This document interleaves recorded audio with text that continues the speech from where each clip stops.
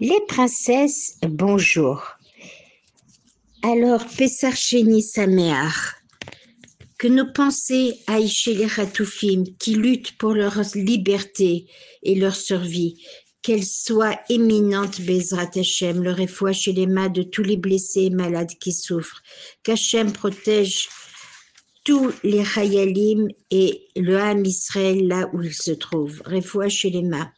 Yosef Chaim Shalom ben Sarah, Anat bat Rachel, David ben Mazal, Shalom ben Rachel, Avraham ben Rachel, Thierry Yaakov ben Rachel, Rachel et Lucien Nessim, Yeladim Shalimi Morati Jarmoma, Yochanan ben Michal, Shmuel Yaakov ben Nidinili, Dan Moshe ben Emma Barbara, Sarah bat Luna, Bechol Chole Amo Israël. Voilà, que la protection de nos Chalayelim et que tout le peuple d'Israël, où qu'il soit, pour le retour des otages sains et saufs.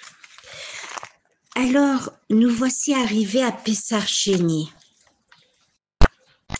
où la deuxième chance, bien que le premier Pessar est parti pour toujours, et bien voilà que Akadosh Baruch Hu nous donne un deuxième tour, sans céder, sans nettoyage, certes. Alors, voilà, on mangera de la matzah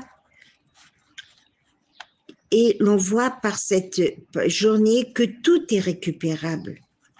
Voyez, si on a manqué un vol, si on a manqué une déclaration d'impôt, ou on n'a pas déposé un dossier à temps, par exemple ceux qui sont à la retraite, mais on est grillé, on en subit les conséquences. Eh bien là, c'est différent. Un groupe de juifs qui avaient exposé leurs problèmes à Moshe Rabbeinu, ayant été impurs ou simplement absents ou malades lors de Pessah, ils n'ont pu offrir le Korban Pessah. Alors ils demandèrent à Moshe, nous aussi on veut faire cette mitzvah, on ne veut pas en être privé. Et c'est comme ça qu'un mois après, de se rattraper à leur demande. La solution, Hachem dit à Moshe Rabbeinu, donne-leur une seconde chance. Un mois, jour pour jour après Pessah, nous célébrons Pessar Chéni. C'est ainsi que tous ceux qui furent absents ou dans l'incapacité de célébrer Pessah, leurs demandes furent agréées. Progresser, car rien n'est jamais perdu. Rectifier le tir. Pessar Chéni concerne tous les Juifs par la progression et le lien avec Hachem et notre élévation spirituelle. Alors, puisse Hachem Yitbarach que les corbanotes et le service reprennent dans le 3e Beth Amikdash, le 14 Iyar et le 21e jour du Homer, qui veut dire Tamchem, qui veut dire réconforte-les. Alors pourquoi on mange de la matzah en ce jour? Eh bien parce que le 14 Nissan, après la sortie d'Égypte, c'était le dernier jour où il nous restait de la matzah que l'on avait fabriquée avant de partir d'Égypte. Et donc, après, Hachem nous a envoyé la manne. C'est un jour où on ne fera pas Tachanoun, puisque c'est une deuxième occasion. Alors, on mangera Bezrat Hashem de la Matzah Shmura en souvenir du Korban Pessah. Le 14 et même, et certains le mangent le 15 au soir. Essayez de réparer tout ce qui remonte jusqu'à notre enfance. C'est un jour de tikkun, de bilan, rattraper nos erreurs passées, surtout en ce qui concerne l'amour du prochain, en tout cas celles qu'on peut rectifier, celles qu'on peut réparer, et bien le faire. je sais qu'il faut des efforts et du courage pour redémarrer, mais Hachem nous en donne la possibilité de se racheter, ne voir que l'avenir plus parfait, se corriger, rectifier le coche. Alors, on nous raconte que d'où est venue la formule magique de l'Elaha d'Emeir Haneni, le Dieu qui éclaire le monde par le mérite de Rabbi Meir.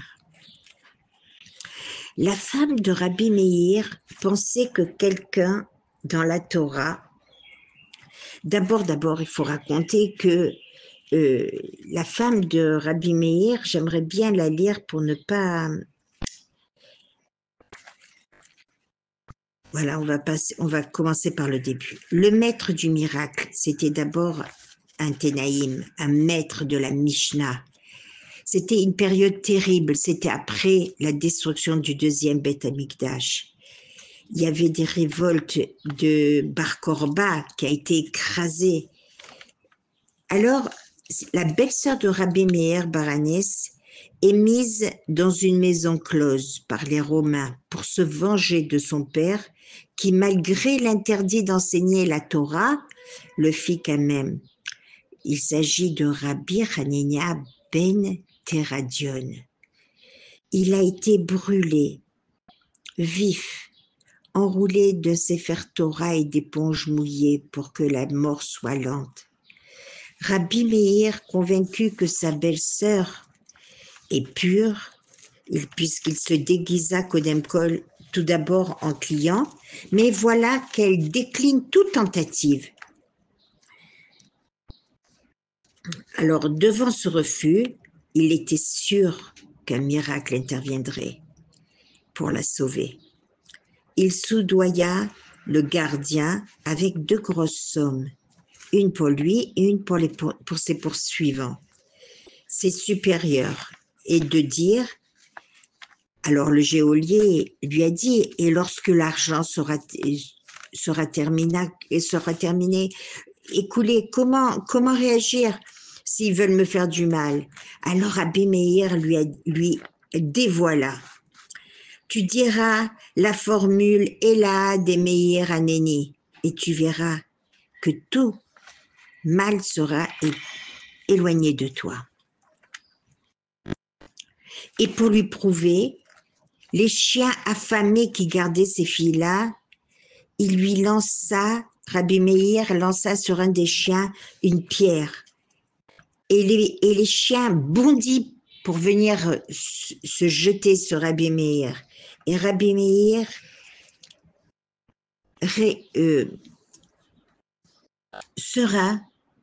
a dit la formule Ela de Meir Haneni. Et les chiens se sont couchés comme des petits chats. Alors devant ça, il donna la liberté à cette fille. Par le mérite de Rabbi Meir, Yaakov n'a pas voulu tuer Esav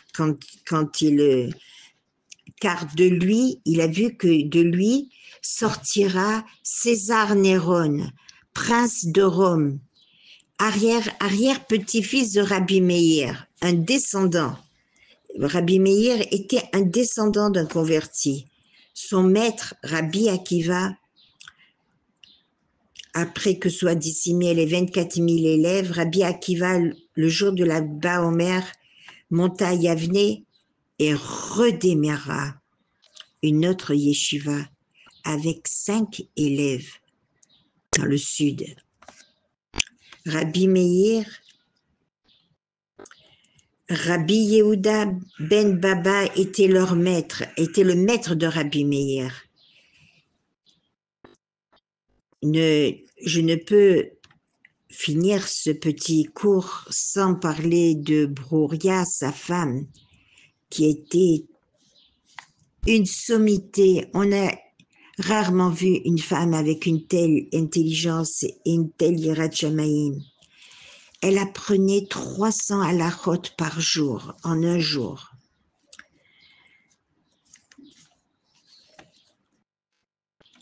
Un jour, Rabbi Meir, devant son voisin qui lui faisait les pires misères, a souhaité sa mort.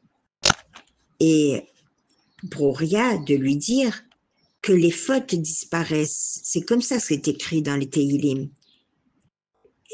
Mais lui, le voisin, il faut prier pour sa teshuva.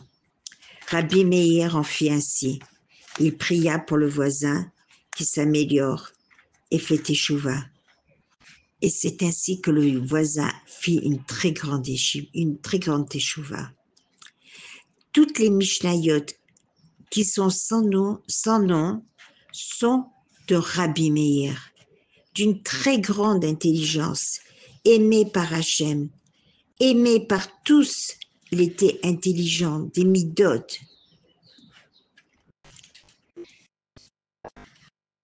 Rabbi Meir rendait le shalom entre chacun. Et c'est là que l'on voit combien il était humble. Il fut enterré, Rabbi Meir n'avait pas, et un jour qu'il était éloigné de sa maison d'Eretz Israël, il a été surpris par l'arrivée de Purim. Étant Sofer Stam, il a écrit par Ruach HaKodesh une Megillah, la Megillah d'Esther. Il écrivait plusieurs Sefer Torah et Tefillin. Et là, en dehors d'Israël, il a écrit comme ça, par pensée, il a réussi à écrire toute la Megillah pour la lire le jour de Purim. Il gagnait par sa sofroute 3 sélaïm par semaine. Un séla, il se nourrissait avec, un, il s'habillait, et le dernier tiers de son salaire, il le distribuait aux pauvres. Rabbi Meir fut enterré le 14 Iyar. On fit ses dernières volontés de le ramener en Eretz Israël, à Tibériade, près de la mer. Il fut enterré debout pour être prêt à accueillir le Mashiach. Il repose dans un mausolée qui, il y a quelques années, fut détruit par des tremblements de terre qui ont sévi dans la région. Et on ne savait plus où se trouvait sa tombe. Un jour, un berger, avec son troupeau, vint s'asseoir sur cette pierre et s'endormit. Et là, il rêva. Rabbi Meir Baalanes lui dire, « Tu te tiens en ce moment à l'endroit où je suis enterré. » Le berger se réveilla aussitôt. Ébahi et empli de crainte, il alla dévoiler son rêve aux sages de la ville de Tibériade. Ils creusèrent à l'endroit et trouvèrent la colonne, son kéver. Mes princesses, il est bon aujourd'hui d'allumer un ner Léonishmat Rabbi Meir Baalanes, qu'il nous éclaire, qu'il nous protège, qu'il envoie, que son srout fasse que tous les Chatoufim reviennent sains et saufs, et que l'on voit enfin la rédemption miyad aujourd'hui. Très bonne journée les princesses, Pessar Sheni Sameach.